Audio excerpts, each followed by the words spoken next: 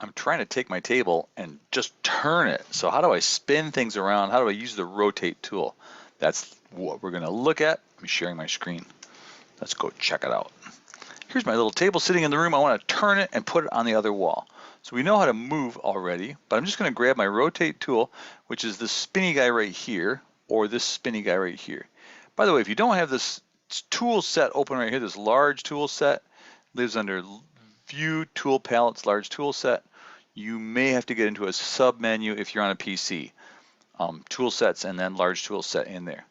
But you want to have that. Or now I'm going to turn it off, aren't I? Wonderful.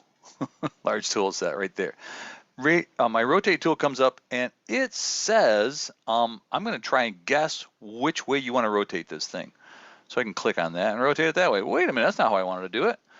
What I want to do is rotate on the blue axis because I'm going to spin it as if there was a blue spindle coming right up through the middle of it.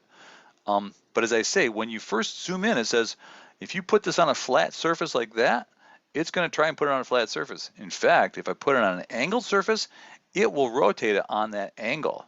So it's going to guess what you are trying to do and then color itself and change itself accordingly. But what we want to do probably is spin on the blue axis. So there are 3 clicks that I want you to think about. One sets the pivot point. I'm going to spin on this axis. So if you said I want to spin on this back corner right here, I can zoom in back there. Now notice I've got a green protractor. Oh no, it's going to be a red protractor. It's going to change for me, but what I really want is the blue one. So I can move around there and try to guess it, get it to go to the blue one. Or if it just won't, what I can do is insist that it go to that. So watch this. I'm going to put it on there where it's green, and then I'm going to press the up arrow.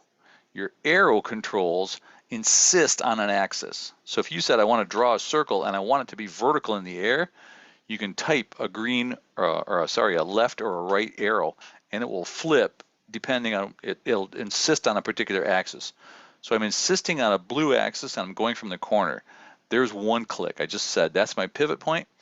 Number 2 click, I'm just going to go out here a ways on the red axis and click somewhere, some distance. It doesn't matter in the slightest what distance it is.